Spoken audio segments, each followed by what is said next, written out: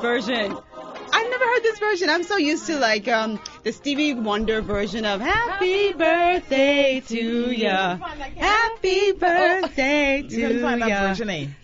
Well, She's like, hold on. That is. That's a good version. That's the black version. That's what you want to say. Exact. That's the black version. Of course, we're celebrating Sasha's birthday today. My birthday is today. Oh my God. 20 days of Sash. It's Sasha's day. It's Sasha's day. Hashtag 20 days of Sash. Listen, every time she comes on the show, it's like around her birthday time. Isn't that the crazy point? 'Cause, I mean, you've been on before with Ed. Yeah. But when you and I host, it's like always kind of close to your birthday. It is. And I get tormented. My birthday is very important. Sasha, you look good, man. Thank you, It's a Rogan. wonderful day. It's a beautiful day. How'd you spend your day? I actually got up really early. I went to the gym. So I was being productive, and then I had to be an adult, and I took my car to get it licensed. And the On your people were so nice. On my birthday, yeah, I was in and out like by 9. They started at 9, and 9:13 I was done. You must have been to Carmichael. So kudos to the staff down there at Carmichael. Yeah. They did an excellent job. they always- that's there was good. no hang up. I was like literally in and out of there in 13 minutes. Yeah, so I shout believe out it. to them. Because that's a Carmichael risk. Road traffic. That I might mean- have made your day go a different type of way. that's true. But I said, you know what? Let me just. God is going to work this out for me. And so I drove down there, and sure enough, I Work out drove licensing. straight up. And they were so courteous and kind and efficient. They started at 9, and everybody was in there ripping and running. Did they realize it was your birthday today?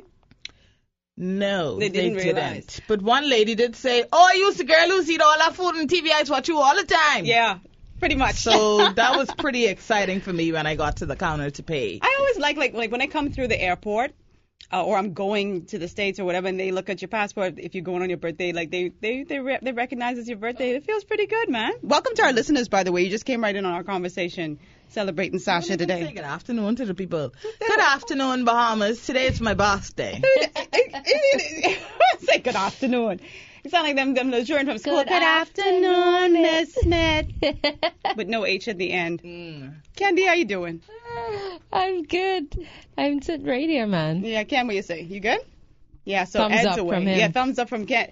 I know these people are like, who is Kendrick? Once in a while they hear from That's why I Kendrick. tell Ed, y'all need to do the live streaming. He doesn't be into it. When I do it, let me get something. I'm gonna say Ed, so Candy. are- He's not against it. Ed, When so I archaic. record, yes, he is. When I record certain stuff, he'd be like, "What are you doing? Right. What are you and him were jumping in on that one time. I have the recording of the two of y'all. I just don't be ready. Oh, the two of them are gang up on me. So leave him right there. I'll just do my own thing. the way the world is going now. But it's great to have all of our listeners tuned in on this beautiful Monday, and I'm so happy it's not raining. I usually love the rain, but last week was just like ridiculous. some bad It was weather. good though. We needed that. But it brought a lot of heat. Jesus. Did it? It Oh, did. yes.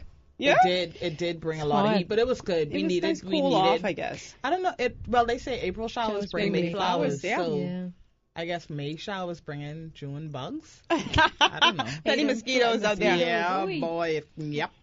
No, That is Shout out lucky. also to the Rosewood staff at Scent Spa. I went there today as well, and they did a phenomenal job. I haven't gone there yet. I'm definitely It going to do was that. Yeah, she's been awesome. loving on herself. They gave me a glass of champagne and a chocolate. It was nice. Yeah, I got to try that one though. I need to treat myself. I still have Scent my spa thing from Spa. Christmas from Ed Me from too. Mandara. You too? Yeah. Give me that. You don't want that. It was Girl, so good. Give me yours. You don't want that though. No, I I hope, do. Is he I listening, need Ed? When that. my birthday gift, I said Negro now. I need that. If you give me yours, I can get more stuff. You better get from him. Yeah. I can do that myself. Yeah, they probably did a this week. phenomenal job. Seems as if it's all locals, which I really, really loved. And they were professional, and I had like fever grass tea, and it was like, hallelujah. I'm surprised you didn't travel this time. I mean, you're very- very well traveled. I'll tell you that. I have not traveled on my birthday. I don't think Ever? I usually work on my birthday. This is the first birthday I've taken off Mm-hmm. in a minute. Yeah, I that's good. usually work. Yeah. I mean, but this year I decided to take. I want to know where you. I know you lived in London for a while, but I don't know how this British accent still Yeah. for certain words, birthday and yeah. My birthday, yes, for my Yeah. birthday. No, so we have a really good show today. Very creative. That's what I have to say. We have creatives inside this room, and we have Ianthea Ferguson. She's an author. She's a blogger, a vlogger. influencer, anything that you could think of, that's her. She's going to be here for the first half hour starting around 6 o'clock. And then we have two wonderful illustrators, Maz Joshin and Rashad Cash, who are going to be coming in for the final half hour. And so you don't want to miss that. Just a really nice creative show. Sometimes you got to take a little break from the norm. But I wanted to talk about this story that's, of course, making headlines. And if you picked up the Tribune today, it's hard to ignore this big white front door with all these bullet holes on it. Mm-hmm. Really, really scary. And the headline, of course, don't shoot, children are in here. This story is so incredibly confusing to me. Well, you see, y'all had to explain it to me just now. Missing facts. Yeah. There's a lot missing from here. Yeah. I'm not even going off of, what's being circulated on the WhatsApp and, Facebook or what. Like, I just totally ignore those things. But even when you read the newspapers, and it's not the reporter's fault, it's just a lot of holes in the story. And, when the story first broke, I thought it, to be honest with you, really odd. Just hearing the police's side, not to say that they're lying, but it just sounded weird to me. I'll just say that. That they would arrive at this house and, these three men would, pull arms on them and this transpires. But now to hear the account from relatives and more specifically children, boys who were there, giving the other side about what transpired it's a bit concerning for me. And I'm really curious to see the outcome of this investigation, how this is going to play out. And one of the things that I want to say or point out is this one particular point where this young man is talking about his father who was shot and killed.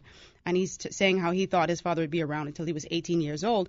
And he said his father was saying, don't shoot, and was holding him. And police told him to put him down. So he put him down. And he alleges that the police came up the stairs and around him, the father that is, and shot him in his back.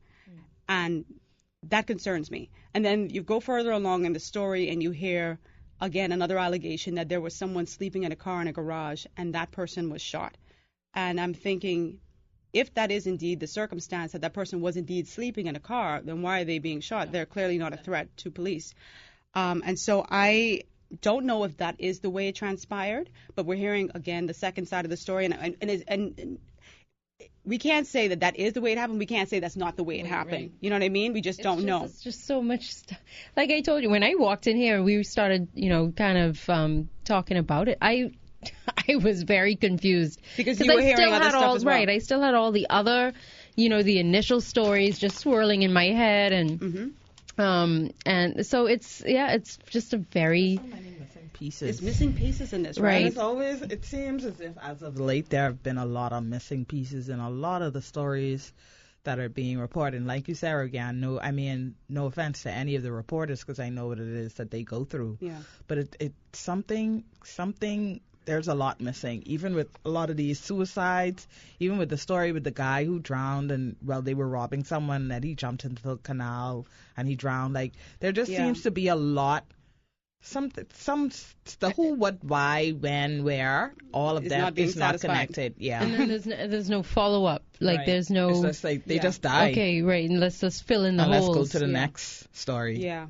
But this one, I think, because of the players who are involved, I think it might get a little bit more traction. Yeah. It's going to get the attention moving forward. But I'm very, very concerned. One of the things is, the family members said, and police said that these individuals, they knew the men who were killed that day, who they're alleging was ambushed, Jamal Penn, Valentino Pratt, and Trevor Cooper. But I want to say this, too. A lot of times we think if someone is known to police, that automatically makes them guilty of whatever new thing that has happened. People have a track record. People have history. They've done things. Yes, that happens. And I'm not saying that any of them are innocent, but I'm also not saying that they're guilty. Right. Okay, so let's not. And it's difficult to do because, that's just human nature. You automatically think if you did something before, you did it again. But or you keep doing it. Stuff. But at the end of the day, if they weren't doing anything and they were killed, ambush style, then someone needs to be held accountable for that because it's still 3 lives lost. So I'm going to be watching this story carefully because it really is concerning. Yeah. I think a lot of people were shocked, too, where it happened, but it just goes to show you that it can happen anywhere. Yeah. Anywhere in this country. What's interesting for me, though, is they allege, the story that I heard this morning was, it is alleged that Jamal Penn, who was one of the deceased, was out on bail for several murders over the course of the last, let's say, 10, 15 years. And what's also interesting is the very first murder I covered ever. As a reporter. As a reporter, they believe that he is the person who's responsible for it. Really? 15-year-old D'Angelo Cargill, who was shot right at the end of the street, right near Central Bank, and it was supposed to be a case of mistaken identity. I don't think the case ever came to trial, or if it did, he got out on bail. I don't necessarily remember. I remember him being arraigned, but this boy was like shot cold, and I remember running in heels from JCN straight down to Central Bank because it was like right on that corner, and he was a student from C.R. Walker, so I found it so interesting when they called his name again this morning, because that's a name I'm never ever going to forget. Yeah, and I remember his body like laying out. So I think the flip side to this too is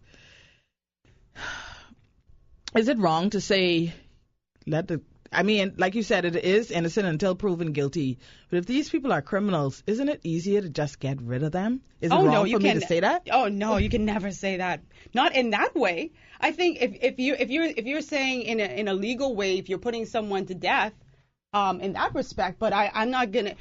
If someone is acquitted or someone hasn't been charged, hasn't been convicted in a court of law or whatever, we may know deep down that yes, they are guilty or whatnot, but that's never the way to resolve that issue. There's jail. There's incarceration. You don't have to kill them. But then I guess it's a double-edged sword again, because for someone like me, whose grandmother was killed, and that person is sitting in jail 3 meals a day, getting to see the sun, getting to exercise, and probably will get let out for good behavior, that's no consolation to me. That's no consolation to me, and I know that you can relate, and there are others out there who could relate.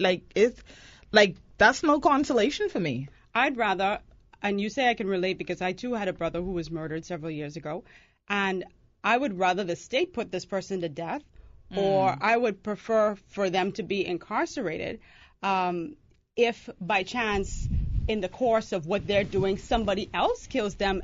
I don't feel any weight about it, but we're talking about dealing with police officers. And that's a difference because I hold police officers to a higher standard. If you're out ripping and running the streets and you're doing something, you get killed in the course of doing that, then that's the life you live. You live by the sword, you die by the sword. This is a case of, I don't think police just can roll up on people. Like, you don't think there was a tip? They felt that they were in fear for their lives, and once a police feels that way, he can shoot to kill. That's in the police statute. But you know what I'm saying? Like, when you're investigating, people, when you're investigating and you get tips on, X, Y, and Z, and that this had one to is have been doing a good something, tip. Like, or, how would they have known to go into that house? Yeah, I don't know if you just ambushing just because you feel like it. Listen, you know what I mean? If the details that came out in today's paper hadn't come out, right, in the sense that where someone is alleging that there was someone hiding underneath a wooden twin bed, there was someone asleep in the car, then it would seem a little different to me. If, in fact, those things happen, then how could you really be in fear for your life in the case of the man who's in the car sleeping? Yeah. You see what I'm saying? So I have to look at the totality of everything. If these were adults who were in the house, I could more believe it. But again, you never know. At the end of the day, and I'll say this too. We weren't there. Yeah. We weren't there.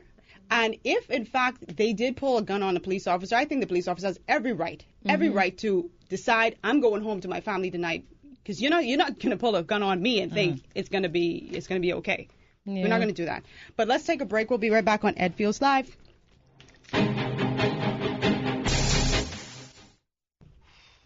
Welcome back to Ed Fields Live. I'm Rogan Smith, joined by Sasha Laurel Lightbourne, who's celebrating a birthday today. My 34th birthday. 34th, go box that. Candelaria Thompson and, of course, Kendrick Williams. Having a great conversation in here. I don't know if you all saw, I love feel-good stories. Love them. And there's a billionaire investor. His name is Robert Smith. Oh, yeah. He had to be a Smith.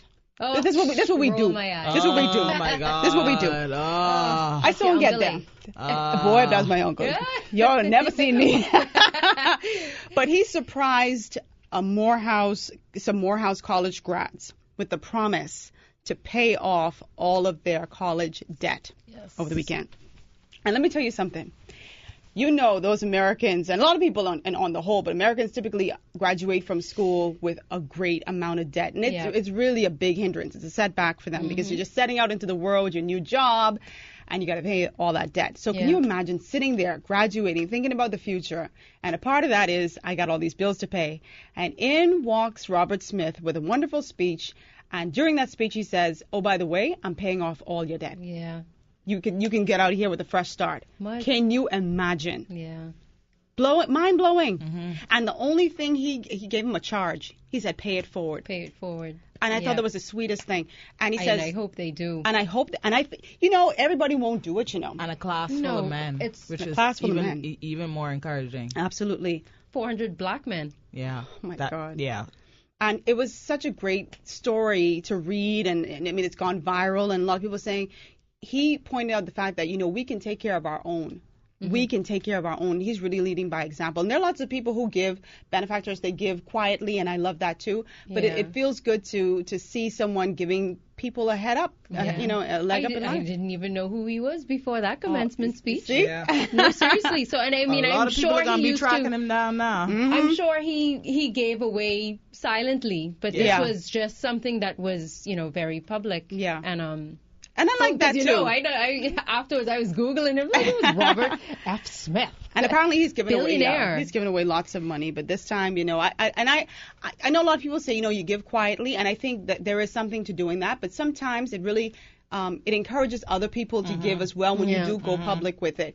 And you can always tell when it's genuine versus somebody who's just doing it for the show. And I don't know him, but I love what he had to say. Yeah. But like watching that, right, what it made me realize? Like, I mean, and that's the biggest, I think that's a big difference between like Bahamian students and American students. Our parents, our parents assumed our college debt. Yeah. We don't have that issue like Americans when they, because for the most part, they pay their own way. Yep. And I was like, I mean, because it's such that, the gesture is so great, but it's so great. When I left college, I didn't have any debt. But that's my parents. And so it was just like, wow, like I just realized that difference. And there were some, of course, the media were all over this story, so they interviewed some of the gentlemen afterwards, the graduates.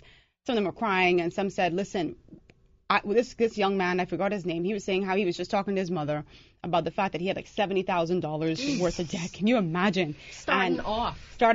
And she and his mom agreed to help him with it because she said, she wanted to help him out. And then you can imagine the call that he makes to her and says, you don't have to worry about that. You don't have to worry. Me and you both don't. Yeah. They made an investment and it paid off. I mean, much that's head space. That's gone. Yeah. You don't even have to worry about Thank that. God for your parents who would have paved your way. Yeah. Because, shout out to all those parents. Yeah, shout out to all the parents. Michelle Obama was advocating for, right? Like education accessible, that you're not steeped in debt. Yeah. Like when you finish. So it was, hey. Yeah. So kudos to my Very uncle good. Robert. So Candace, we got something to talk about that's been making news. Right. Anyway, all over the lands. Well, in the U.S. especially, right? Absolutely. I asked you if you wanted to really talk about this because this is a little heavy, like Sasha said. Yeah, it's a little heavy topic. We can balance. I mean, we have a lot of creatives on the show today. We can balance it up with some. Well, we're talking about the latest anti-abortion law that was signed last week, in Alabama. And there are a couple of states that there's Passed Georgia, similar, Missouri. But these abortion laws are very aggressive. The one that was signed in Alabama was said to be like the strictest in the U.S. in the country, meaning that the only time that they will grant abortion is legal is if it's under 8 weeks. No. Well, that's in Missouri. Right. No, in Alabama it's if the mother's life is at risk. Yeah. Or the fetus can't make it, or if something has happened to the fetus and they have to abort the fetus, or the mother's life is in absolute danger. And even then, they probably can say, well, you know. Well, it's designed to survive court challenges. So they got their attorneys together and they really crafted this in a way where if anybody takes it to court, ain't nothing happening for them. And so a woman cannot have an abortion if it's over 8 weeks. So it has to be under 8 weeks, and only in those instances, like you said, where the mother's life is in danger. They call it, right, the heartbeat. Okay. They call it the... And that is incredibly tough. It's very restrictive, and there are women, of course, pro-choice advocates, men and women, who believe in the right for a woman to choose.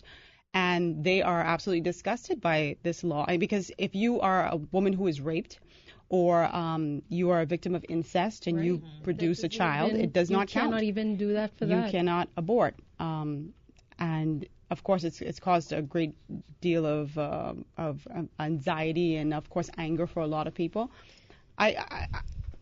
Let me ask you: are you a proponent of? I'm you're pro-choice. Pro-choice. Sasha, what about you? Same thing. It's but I just wanted to inject that in some of the conversations that we were having about this whole issue in Alabama, the fact that the person that sponsored the bill was a woman. Yeah.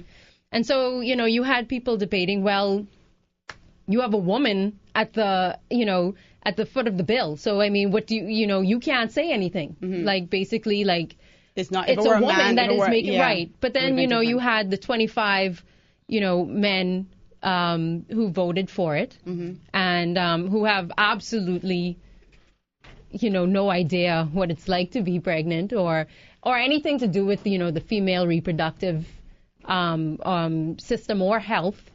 And you have them making the decision for you. Yeah.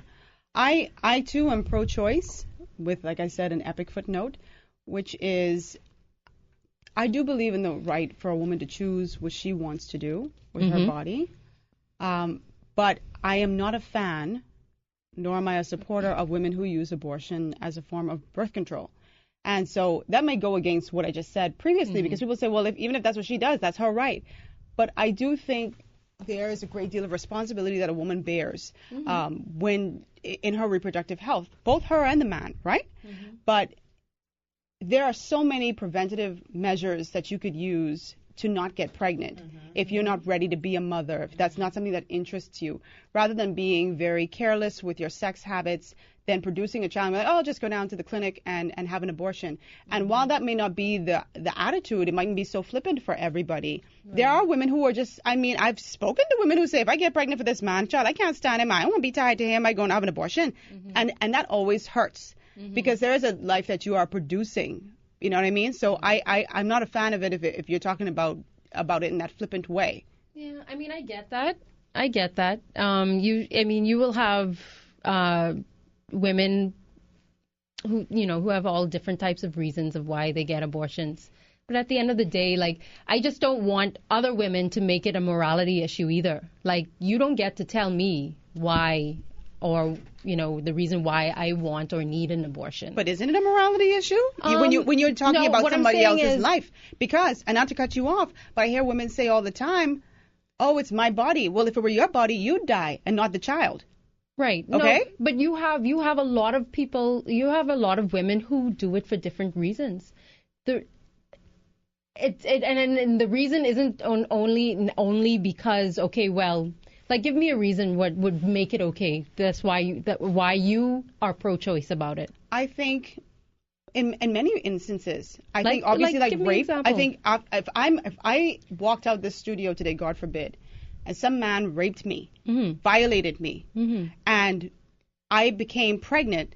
Let's just say I didn't take the plan B or whatever afterwards, what the doctor might give me afterwards, and I produced a child. I don't know that I could live with the reminder of that violation. Okay? Right, so are you pro-choice only in certain instances, basically, is what you're saying. So Basically, you're pro-choice only under these circumstances. No, because there are instances too where I do think legitimately people make mistakes, okay? Mm-hmm. And so a woman may be in a relationship where she thinks this is the man who I want to have children with, and he turns out to be an absolute monster, or she just says, I'm not ready financially, I cannot bear the brunt of bringing a child. I think that they do reserve the right to say, you know what, this isn't for me. Right. And it happened, and I don't want to proceed with this. I do give a woman a right to do that. Yeah. I'm talking about the flippant attitude. I think if there's one reason why I would be against it is if someone is just using it as a form of birth control. And there are women, Candy, who, I mean, they've had multiple abortions, multiple. And you might still say, oh, that's their right. But at some point, you kind of say, are you comfortable taking a life? There is a morality issue. Taking multiple lives? I mean, still, at the end of the day, it's their body. It's also the child's body. It's her body. It's a child's body. It's not the child's body. It is body. a child's body. It's her body. She's playing host to the child. I understand, but she is in control of her body. Then she should use preventative measures. And while I agree with you there, I'm not talking about, people using it as a form of, birth control. I don't think that is the majority of women. I beg to differ. But I bet, Candy. I don't know. I mean, I don't want to go scientific... to that assumption, but, go. You were going to say something? No, I was just going to say, just anecdotally. Mm-hmm. I mean, obviously, we can't say it happens the majority in this case because I've not seen any scientific studies conducted for either of us to be able to say either way. Yeah. But I have been surrounded by so many women who will do it just because. There are a lot of young girls that do it because that's the advice that they're given. As well. Yeah. And I'm talking about really young girls, like high school. I'm talking about high school age. Mm-hmm. And I just don't know, like, there are some people who just take advantage of the fact that this is an option. Right. Mm-hmm. And I think that's where I can side with Rogan, because if you constantly just sleeping around just to, that's the kind of lifestyle you live, and you don't want to get pregnant, there are so many ways that you can prevent that from happening. But that's also assuming that they don't use these other ways. It just so happens that, once or twice they've gotten caught, and that's the method that they use. We got to take a break for news. I don't want to end this conversation. Sorry to cut you off, Candy, but we'll be right back after the break. I'm gambling this, and he ain't played my song yet. Candy Della is a regular here. I haven't heard that song in God knows how long. Ed, must he get rid of that? But thank you for bringing it back. Ed would be rolling his eyes right now. No, but we were finishing off our conversation. We got about 3 more minutes with Candy where we were talking about several states that passed an 8-week abortion ban, of course, in the U.S., and the controversy that's ensued since that time. And Candy, you were finishing off a point, just piggybacking off what Sasha said. Yeah, no, I was, basically I was just saying, like, for whatever reason a woman decides, it's her choice. You may not like it, but that doesn't give you the right to deny that woman her right to do what she wants with her body. That's period. Really. No, I'm not disagreeing with you, I'm simply saying I'm not a fan of it, and I don't support that. Right, but I mean, if I had a vote, then I would still give her the right to do it. Okay. Yeah. But well, I said, with an epic just leave that as that. But I think women also have to be very practical and be a little bit more mindful that using it as a form of birth control just isn't the way to go. And beyond the fact that we're talking about the impact that it has on the fetus, you are putting your body through hell. Yeah. You're putting your life at risk. If you have 15, 20 abortions because that's your body and that's your right, you also put yourself at risk. So reducing the amount of abortions, banning abortion is not going to reduce abortions. Abortions are going to continue. They're going to happen. It's whether women will die or survive doing them. Period. Yeah. So, what needs to happen is there needs to be more comprehensive sex education. like with these young girls. Okay? Agreed. Accessible birth control. Some of these girls do not have access. Right. Don't even know about it. Yeah. Because guess what? We don't want to teach it. You need to just abstain and just close your leg. And that's not the only. That's not. Because you slack if you open your leg. Right. And so you need to teach. These are the things that need to happen. Banning abort. Controlling somebody else's body is not going to, do away with it. I'm in 100% agreement with you there. I think there does need to be greater education, and you're absolutely right. That is the perception that if my child comes to me and says that they are sexually active, sometimes they don't even say that, but you're trying to control that behavior with these raging hormones that are going on in their body, and so you don't give them any options. And it in fact makes it dangerous, because if they don't have access to a doctor, by the way, any doctor who is caught violating this 8-week cutoff will spend 5 to 15 years in prison. So you're going to have doctors who are like, do not come here, I'm not even doing that. Longer than the man who raped you. Do not Ain't come that here. something? Yeah. Isn't that something? The doctor who performs an abortion will spend more time than the man who raped you. That's a very poignant insanity point. is what it is. Absolutely. But what you'll do is you'll drive women underground to go and get these illegal abortions. That's and what that I'm saying. makes it very dangerous. Abortions are still going to happen. It's whether women will have them safely and live, or you're going to have women die. Yeah. Well, that's a great spot to end on. Candy, sorry, we have to go. We have so many guests waiting. Man. I got to go anyway. So, So thank you so much. Great conversation. Y'all. Like your perspective. We'll be right back. You can just go to a quick break. We'll just bring Ianthea in. This woman has a way of wearing people down. You see, you had Kendrick going deep to find that song from. That's what I do. Oh, my God. Kendrick, how long is she going to be here? It's a Taurus thing.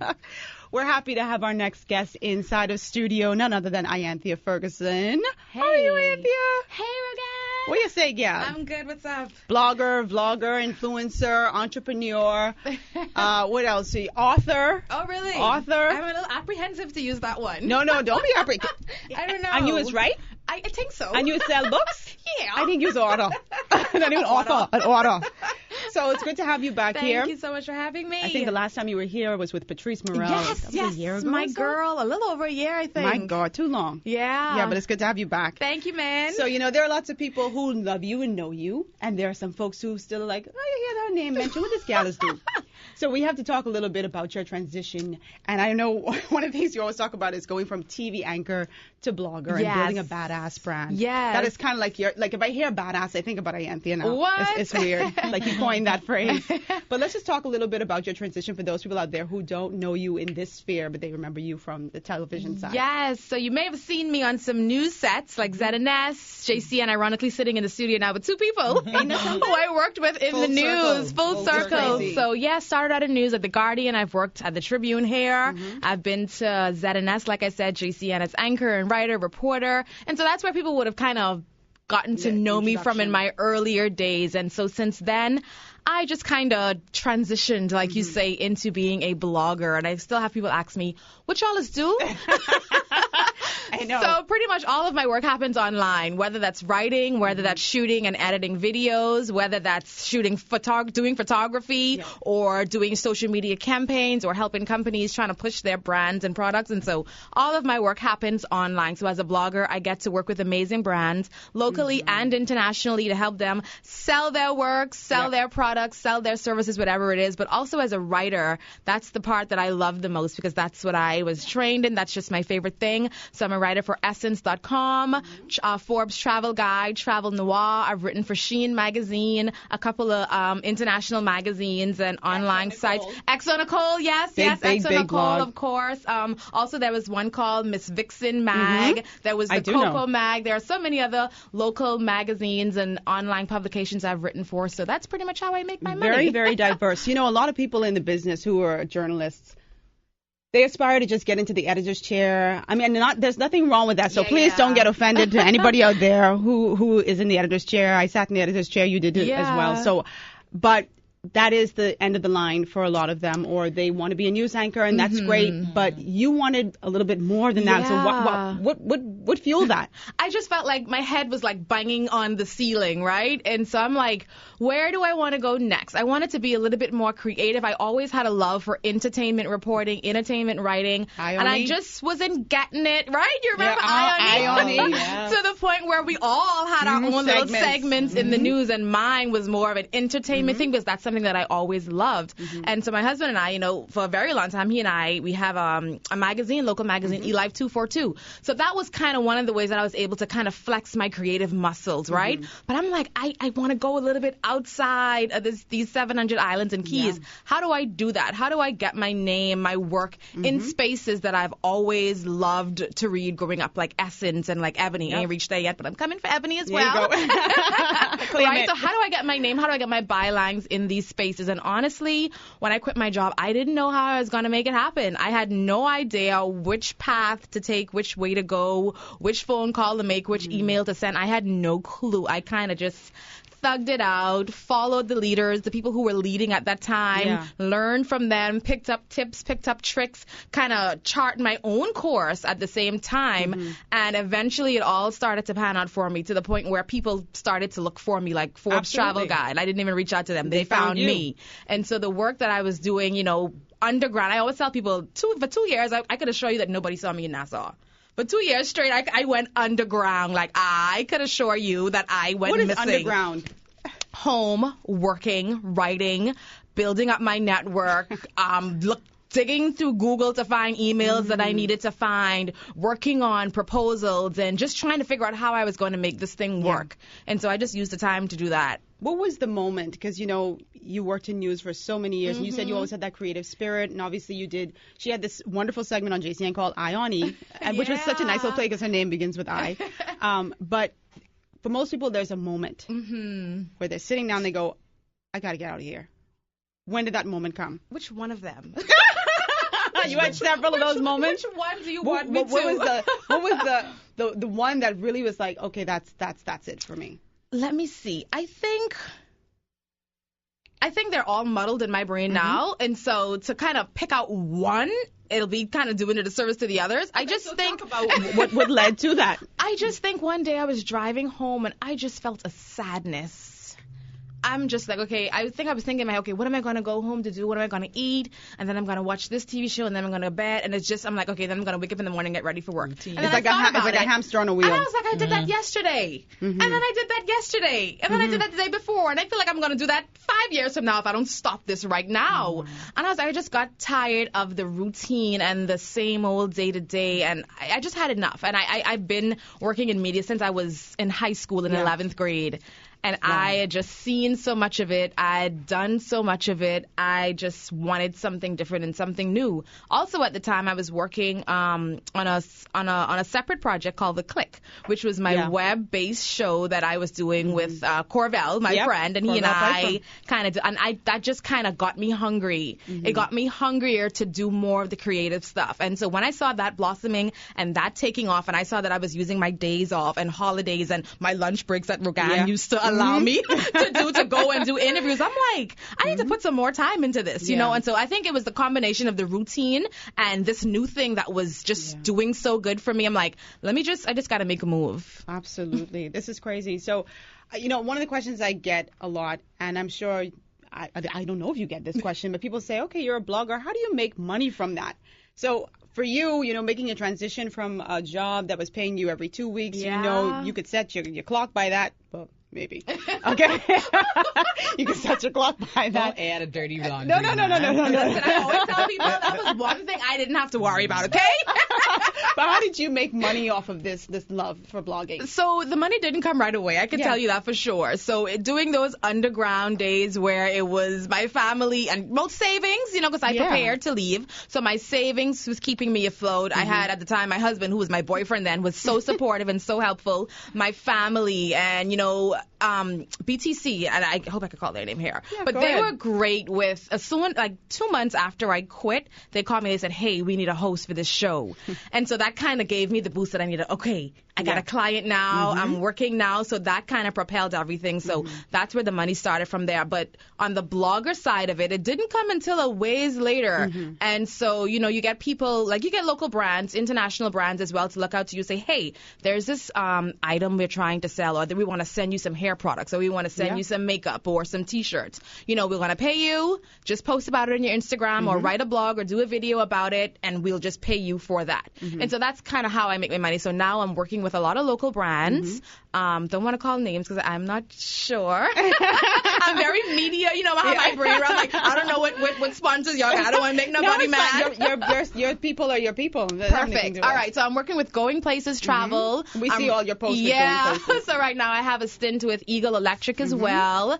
I've also done work with Black Opal, that's CDM. They've been so great to me. I'm working with Black Opal and ORS. There's so many, and this is why people say you don't start calling names because you forget somebody. But there are so many local brands as well as international brands who have just been down for the count. They've been ride or die since day one. And that's how I make my money, by working with them. Okay, so we got to take a quick break here on Ed Fields Live. We'll be right back with Ianthea Ferguson, blogger, vlogger, influencer, woman. She does it all. Welcome back to Ed Fields Live. I'm your host, Rogan Smith, here with Sasha Laurel Liborn, celebrating her birthday today. Kendrick Williams, and of course, our wonderful guest in studio, Ianthea Ferguson, blogger, and author. She's right, y'all. So before the break, we were talking about a number of companies that you've worked with in the past and recently. And I don't know if you guys have seen the change, but I've seen the change in the industry where we have a lot of companies, a lot of local companies now incorporating influencers and creatives in their advertising. We were just talking about Dasquay. Shout out to Dasquay, one of the most humble people I know. You know, the Sawyer Boys, all these different people, Anastasia Palacios, and of course, Ianthea Ferguson. So, you know, that must be really good for you in your business to now see these companies incorporating influencers, right? It's taken a while, but they're getting there. And I am very happy to see that local companies are realizing the importance of, not only the importance of, but how much we help them on a daily basis. Because even if I don't think about it, even if another influencer doesn't think about it, the minute you walk into a store, the minute you pick up a can of juice, the minute you do anything, people are watching you and they are kind of following your lead. And so I love the fact that brands are seeing that they could jump on that bandwagon and get their brands, their products, their services in front of clients who probably wouldn't even know about them outside of the influencers, you know? Absolutely. I think, too, it's a part of the social media evolution because, I mean, like, for instance, where I work, we employ a social media manager. And that person has employed 7 people to essentially do his job, do his or her job. And so you find that a lot of bigger companies find that it's so much easier. I mean, it's always good for your employees to push your brand. But if there are people that your populace is familiar with already, it's even easier to push what it is that you're selling. So, I mean, I think, you know, we've taken a while to get there, like Ianthea said, but I see it almost every day, the transition and people saying, okay, well, let me get these 7, let me get these 5, and let me just bring them up. And I mean, they get paid. I mean, I know that I can tell you the set who, you know, we employ, they make good money. There's a great...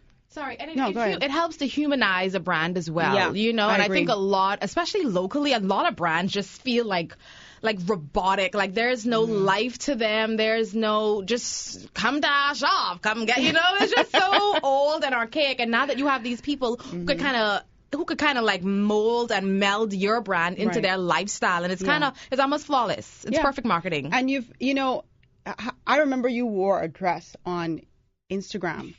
I remember. It was like I always call it my Santa Claus dress or Mrs. Santa dress. Yes. And you talk about influence. I love that dress so much. I bought that and I went to a Christmas party one year, right? That's influence. That's power. Exactly. And I am the type of consumer who, yes, your employees can talk about how great your company is all they want, but if somebody who is not connected does it's a little stronger to me. It's like, wow, it must be really good, you know, so that's really important. But I also want to talk about the challenges that you face as a creative, and I know one of them, of course, is the fact that you still have companies who they're still in that archaic mode of thinking, and they're like, I don't need no blogger, no influencer. What I need this for, what we've done has worked. I mean, what are some of the other challenges? And even if they cross that hurdle and say, okay, maybe I do need an influencer, they don't know how to deal with that influencer. They don't understand that you're dealing with a walking business. Right. First of all, you're not dealing with an employee, because I works for you. You works for me. Right? And they try to treat you as such. And they try to treat you in a certain way, and that's not we're business partners now, coming to the table to execute a plan. Right. So it's kind of hard dealing with people who don't understand what the work is like on that side. Like, how do I work with an influencer? What do they do? What do I want them to do? And then they don't want to pay sometimes. Yeah. And it's like, I'm not going to, because I always tell people, product isn't pay. Yeah. I can't take your dress or your shirt or your shoes to Scotiabank and say, hey, throw this on my little thing. I can't do that, right? You need that so it's kind of like, for me, as it's a learning process for me, I know it's a learning process for the brands as well. And so trying to be a little bit lenient, I'd say, and trying to educate them as I am learning as well. But it's hard trying to teach them, or hard dealing with brands who just don't get it all the way. It's so easy to like monitor. You have Google Analytics. You can now measure engagement. And so, you go and you see how many likes and you see how many people are. And then what we do too is we get feedback. Like, we call our customers, did you go in, or do you know these 7 people? Which of them do you relate to the most? So I think, while it's taken a little while for us here in the Bahamas, because it's doing really well, in other places, I think we're slowly catching on to it, but the businesses too need to realize that there are so many measuring tools for free that you don't have to pay for that can measure the success or the impact of having a social media influencer or influencer. Right, and I think if they say, hey, Anthony, I want you to sell this bottle of water for me from, just say, May 3rd to the end of the month. Let's see how many bottles you sell, right? And say you sell, I don't know, less than their target or less than they thought you should have sold. They feel like it's a failure. They feel like you didn't do your job. That's a short amount of time, too, though. That's not even realistic. It's a short amount of time. Second of all, the people who I am influencing probably don't want your water between May 3rd and May 30th. Maybe they want your water on June 1st. And so if they remember that, hey, I saw Anthea post this last month, and now I want it, then I would have done my job. Right. If somebody who goes to my page and they see a product and, oh, that's cool, that's cute, I don't want it now, but when I do want it, I'm going to go to this person that Anthea is posting about because that's influence. Absolutely, you know what I mean? Absolutely. And I think people get it confused. I'm here to sell mind share. I want to make sure that whoever goes to my page will always remember your brand, not just during those days or weeks that you feel like, you want to make a sale. So we're running out of time. We got about 3 more minutes. And, of course, we have to talk about this great book that you wrote. Oh, yay. Thank you. I purchased this book because, not because I know you, but because I know you have intelligent insight to give. And I would benefit, and lots of people would benefit. And it's called Pitch. Pitch Say What? Pitch Say What? Yes. You wrote that. How long did it take you to write the book? How long did it take me? Slunking time included? Yes. Couple of months, not long, couple of months. Okay, so tell us about it. So Pitch Say What pretty much is my 5-step guide to pitching, getting picked, and getting paid, right? So for me as a writer, my goal is to pitch my work to international publications, have them say, hey girl, we want to write for you, and for them to get to pay me for my work. And so over the years, it's been an uphill battle for me. So I have been pitching for so long to the likes of Essence and Exxon Nicole and so many other publications, and just not getting a response, not getting an answer. Nobody would respond to my email, like, what am I doing wrong? And so last year, June, I think, of 2018, I sent an email just on a whim on a Saturday. I said, let me try this one more time. And I sent my pitch to Exxon Nicole, and I sent the pitch on a Saturday. She responded on Monday, and that Wednesday, I was writing my first article for them. And I went back through all of the other pitches that I had sent, and I compared it to that last one that was successful, and I could see in black and white every single thing I did wrong and every single thing I did right. So I'm like, you know what? Let me share this with all creatives. If you're a writer, an editor, a photographer, graphic artist, anybody who's looking to get their work seen by people who they want to see their work, this is who Pitch Say What is for. I read the book straight to the end, of course. You did? Yes, I did. I really enjoyed it. Thank you. And you reminded me of my mom in a way, because she always talks about just doing something. Yeah. Just do it.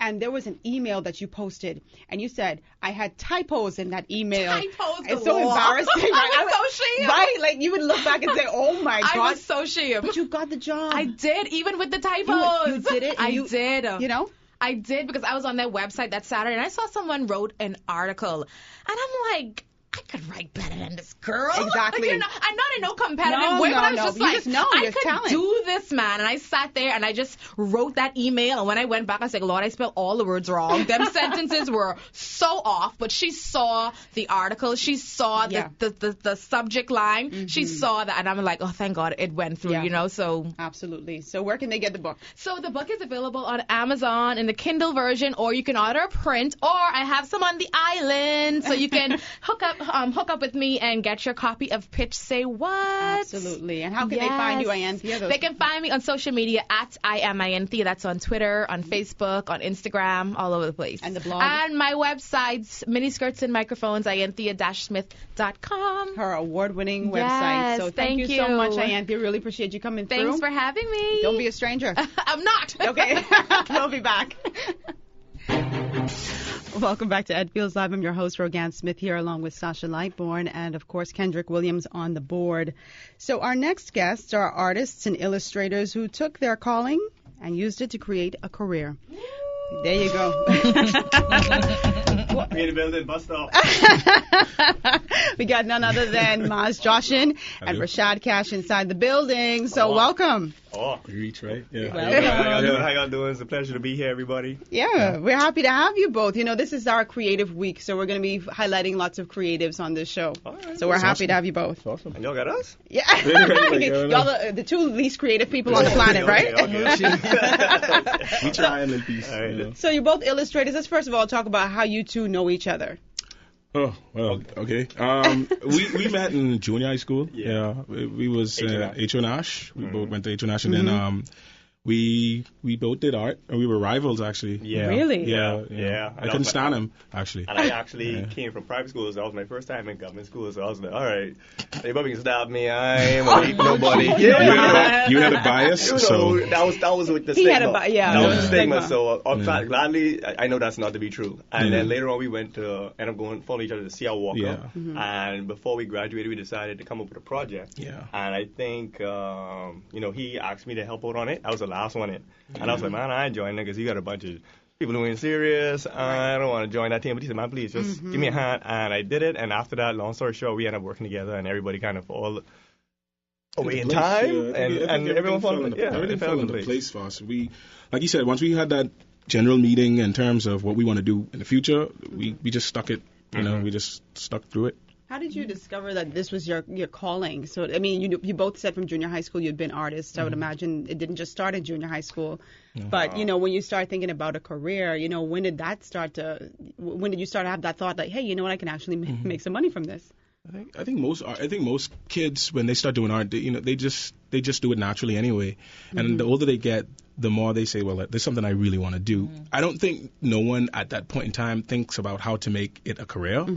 But we were growing up, and the internet started becoming a thing, and you started to get more access to people who have a career in these fields. Absolutely. And so, around the world. it just seemed more real and more tangible, and then you just started saying, I could do this. Yeah, you could be getting paid for this. Right, in our world, we was just watching the Dragon Ball Z's and the other stuff. But yeah, you just was keeping up with it, and you say, man, I want to draw on that level. So that was our competition. It wasn't really to say, had the comic books or access that they have now with YouTube and Instagram, where they could follow people and their heroes and say, okay, I know this new technique, how to do this. Right. You literally had to learn from some old school art teachers who don't know what you were saying and don't understand what your language is, but you have to take what they know and apply it to what it is you're going to do. And so, you had a lot of kickback with it. It's like, oh, this ain't going to make it.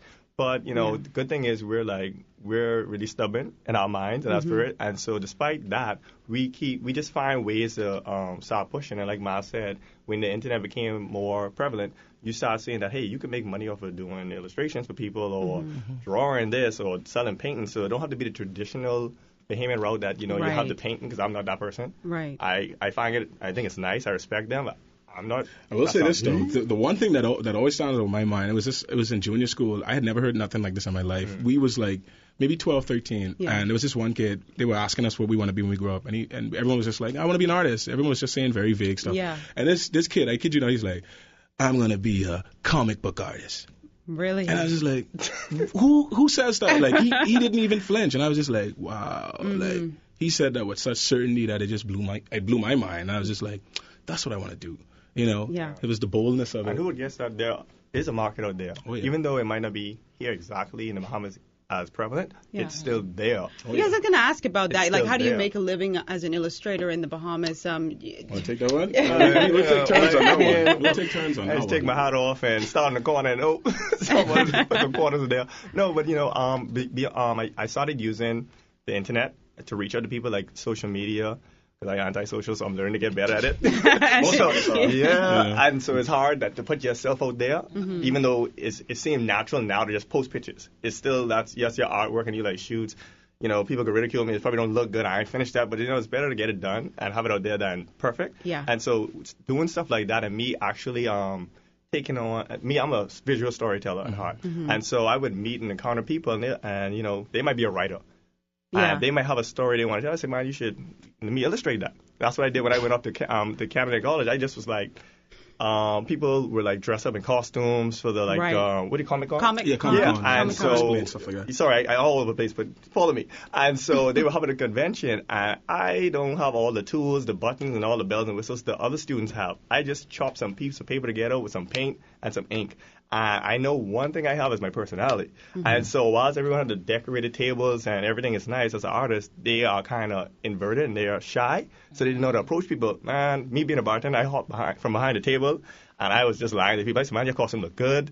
You need to get this illustrated. Let me draw that for you. They said, for real? Lie? And I drew that. And they would pay me. Yeah, because it was like buttons and stick together and hot glue and didn't look good. But I make them feel good. And they started paying me until I had a line. And people said, man, Cash, how you doing? Are you schmoozing people? I said, boy, you better learn. And so Yeah, I it's a kind of business. take It's that a over business. here. It's a business. Yeah. And yeah. That's a good. I just want to insert right there. That's a good point. Yeah. It's like art is seen as like Hobby. this. Oh, you're just Right. creating Yeah. these whimsical pieces, but it is a business, and a lot of young artists, I think, need to hear this. You have to learn the business side of it. Oh, yeah. So you can draw and be a genius even, but if you don't have that balance of knowing how to present yourself, it's gonna be hard Absolutely. to sell. I find even because I have a couple books printed already. And some of my clients, they don't even read comic books. They bought the idea of me first. You know what I mean? They liked me. They liked how I The way you presented myself. presented, yeah. And that was the selling point. So I think when you start thinking about career, I think it's easy to kind of get caught up in, I'm this great artist, but you have to really think of the business side of I things. think that's a fantastic point to It make. is. Yeah. It Because is. if you're so good and nobody knows, it's kind of pointless. Nobody's going to get to you. You know, I think sometimes too you're trying to influence businesses or even customers to come to your side, because a lot of people may not know about the comics or whatnot, but it's the first impression. And if you present as unprofessional, they just don't want anything to do with you. And I think that's a very good point, Maz. Yeah. You definitely, it is a business at the end of the day. So you mentioned that you're a bartender, so you don't do this full time. No, not yet, unfortunately. Soon to be. What about you, Maz? No, not full time. Is it something you're working towards doing full time? The thing is, I think most artists in this country, even across different types of art, they're probably working part time, and this is something they're doing on the side because our country isn't there yet. Like, we're getting there, Yeah. but we're not there to the point where certain types of art can be a full-time job. I mean, you'd probably starve. You know what I mean? Like, you have to have some source of income to fund that process. But I always bring up like Walt Disney. I kind of bring up Walt Disney and guys from that era. Whereas, these things that we're doing now, our country's currently going through, they happened in other countries. You don't have to look too far. You know what I mean? Decades. It eventually catches on, and it eventually becomes an economy. In a way. And so we live in an era where the biggest movies that are coming out are comic book movies. But Right. Yeah. Go Nobody back knows. 40 years. Yeah. Just touch on that. You know? Nobody knows that. Like the Superman, the Spider-Man, the Yeah. Batman films, the you know. Avengers that came out. These things were comic books. Yeah. Yes, That for Say it years. louder like for the people us in the back. did, working part-time in that basement, slaving away, and then Oh, yeah. it became what it is. And then now, at the end of the day, when you go back to school, if you have any kids or nephews or nieces, you're buying these products in these bags, the SpongeBob bag, the Dora Yeah. bag, and not thinking that someone had to sit down and draw that. Someone had to illustrate that, and then it became what it is, and then it become so big that now you paying for it, even if you don't understand it. Are we to the point where, or I guess I don't know. Because, you made a very valid point. We will go inside of the Kellys, which is one of our sponsors, and you'll buy the backpack or with the Spider-Man on it or whatnot, or we'll go inside of the bookstore and we'll buy these comics, and then we sort of turn up our noses when it's a local talent. And if we really opened it up, we'd say, you know what, this is a fantastic story. But how do you get around to changing people's mindsets so that they are more open and receiving to this? I'm glad you asked, because we actually have a animated show called Nassau Rock. If you haven't seen it yet, you can check out our Instagram page and Facebook and YouTube. But essentially, what happened is, before we told stories that were kind of personal to us, different types of stories. And we kind of said, okay, well, let's tell a very uniquely Bahamian story. One is for the people, by the people type of thing. And we put our heads together, Cindy, Stephen Catalana, Chris Willie. That's our team. His whole team. Yeah, and we put our heads together and we came up with this idea of Nassau Rock. So when we did that, and we basically started rolling out the trailer, the characters, like the response was just like, I want this. And immediately we knew that came from a place of Bahamians need to be represented. And we love when we see ourselves, like, you'll watch a movie and they'll only mention the Bahamas. We went to the Bahamas for vacation. Everyone's like, hey, the Bahamas. It's like, it's exciting, More so now that you have the Black Panthers and you have the different people of color represented in such a big way, and like you're going crazy, and we're so happy just to identify with anybody that looks like us. So imagine if you feel that way about that person. They're from Wakanda, which is not a real place, but either way, so you can imagine a real place like, I know, right? Don't book a flight there. So could you imagine a place from Nassau with Nassauians being represented in our dialect and our culture and all that stuff? In our show, we have local junior high school. They go to really? H.O. Nash. The students, the stars of the show, they go to H.O. Nash. As we told them earlier, that's how we met. So it came back. That's so cool. You can imagine if I was in school and I saw that, I'd go crazy. What? So I could only imagine that would translate into business side of things. Look, if I go in H.O. Nash and you put this girl in this cartoon who looks like me, who goes to H.O. Nash, chances are I want that bag. You better believe it. And we like to represent. We are proud people, so we want to see us, and we want to be there and support. And I think I'm surprised of the outpour of support that people are doing. I just think now it's just getting into that next level that we just feel. I know. What's next? What is the next step for you? Well, the next step, production, right? The next step for us is basically completion of the series. Because what we've realized, some things are trial and error, but what we've realized is that Bahamians want to see themselves, yes. Not necessarily all the times they have the money to pay for the representation, so they can't foot the bill. So as artists and getting into the business side of things, of course the first thought is, okay, somebody need to foot this bill. Animation is not cheap. No. So you start outsourcing and looking for sponsors, and some people came and showed their interest, but we're at the point now where we're going into production regardless. Right. And so and you have to do that sometimes. Yes, you just gotta go for it. You just gotta go for it. You just gotta go for it. They drag their feet and they believe in it. They just kind of want Let you me to finish see you it. make money. You know what I think it is? You know what I think it is, just based on my own experience? People want to see stickability, one. They want to see if people gravitate towards you, two.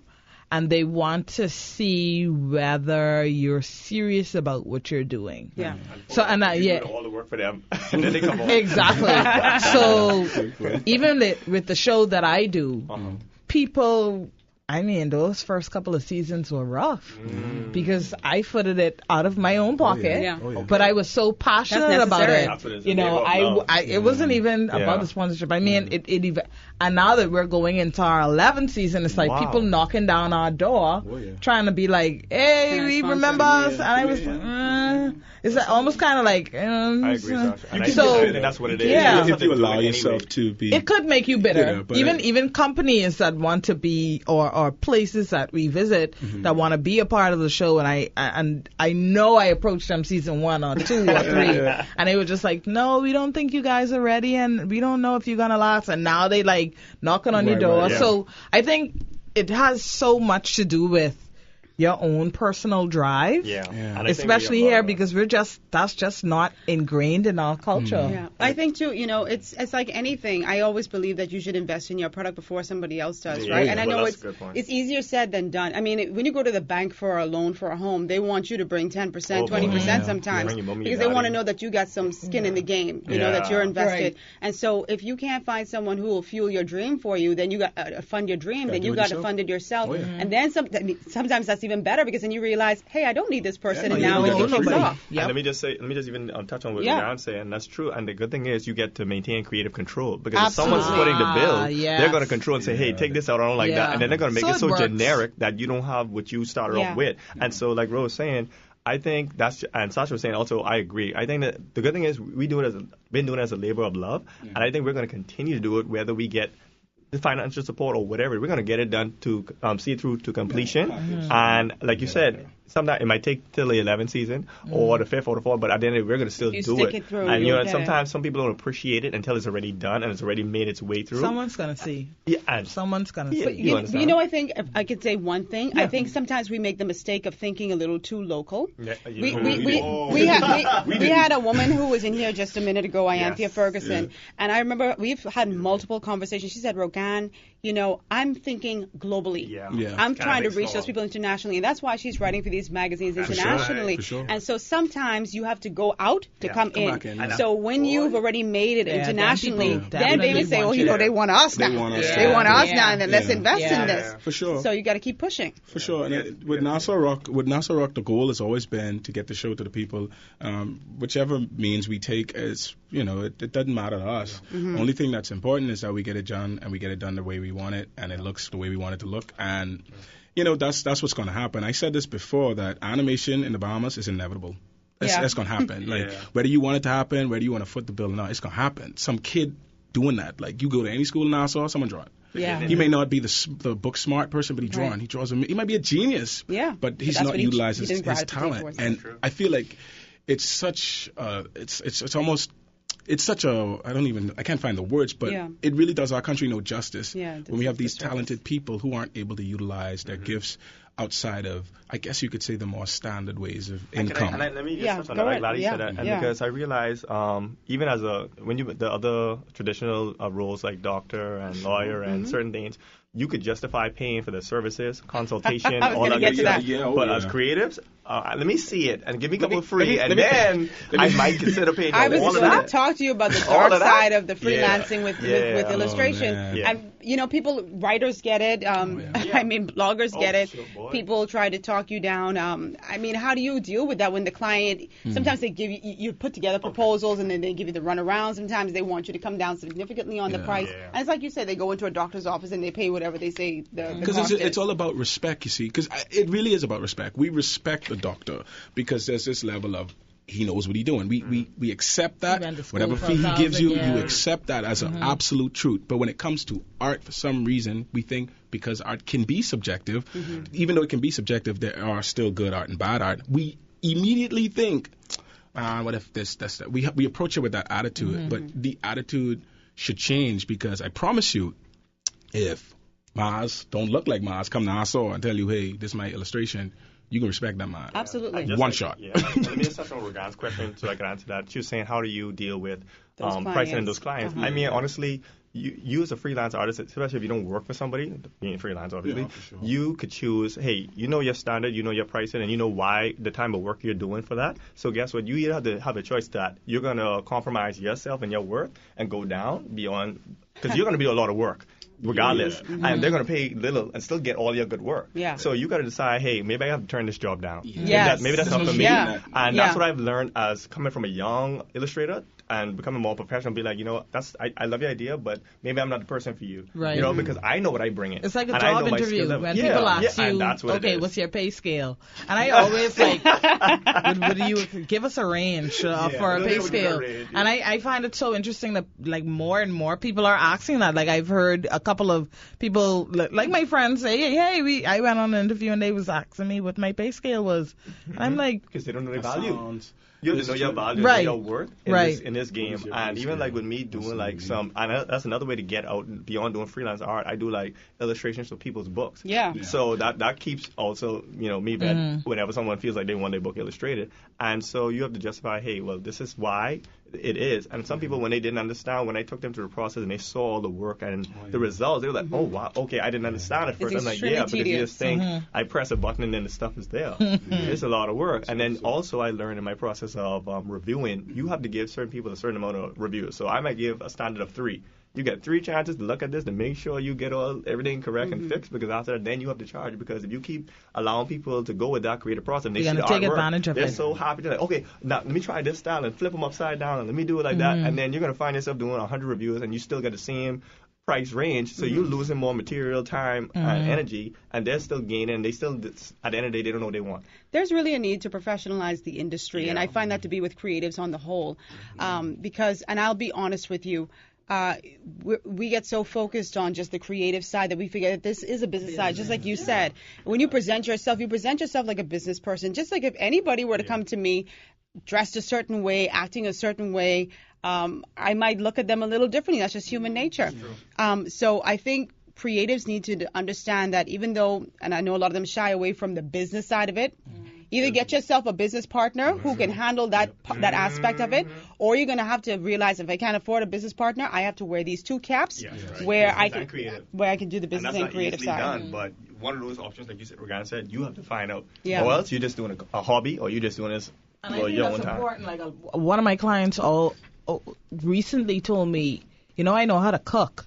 I know how to run a kitchen, but I don't know how to run a restaurant. Right. See, that's a big and that is a big difference. I can difference. manage a kitchen, I can cook, but I don't know how to run a restaurant. And it made so much sense to me. And a lot of people find themselves in that particular. It's not easy. And it can be overwhelming. It can be very overwhelming if you just, all right, let me ditch the bucket, ditch the corporate world, and let me just try this. It can be very, very overwhelming. So I agree with Rogan. It needs to, people just need to come, and we as Bahamians, we hate this. We don't like someone telling us. But I just feel like all the creatives should come together and say, okay, you know what? Yeah.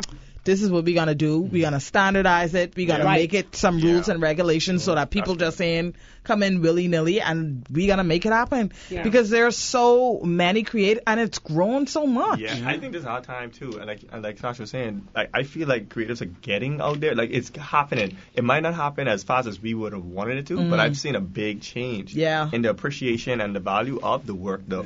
And so it's coming forward. We're connecting the dots. I think a lot of artists are connecting the dots too. And I actually want to say that if there's one thing I want to say before I leave, is just that a lot of creative people are coming together and they are putting aside ego and pride and because that's always working. the tough part. Yeah, because Nassau Rock is a perfect example of each of us have our own individual stories and projects, and we all said let's make an idea. And so we put those. My advice to any artist who's listening, I would always say there is that balance. You need to know the business side of things. You need to know how to present yourself. Even if you take up a workshop, you don't even have to physically be there. You could look this stuff on YouTube and stuff like that.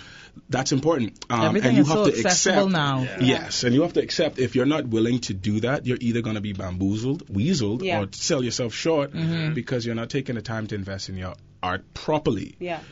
So that's really important. And just to point to that, I'm glad to hear that you guys say that people are coming together, because even on the writer side or the marketing PR side, like sometimes friends will call me and say, and people are very, very secretive about what they charge or what they do, right? But I'm always open. I'm always open if the people call me, right, with the right attitude. So I remember a girlfriend.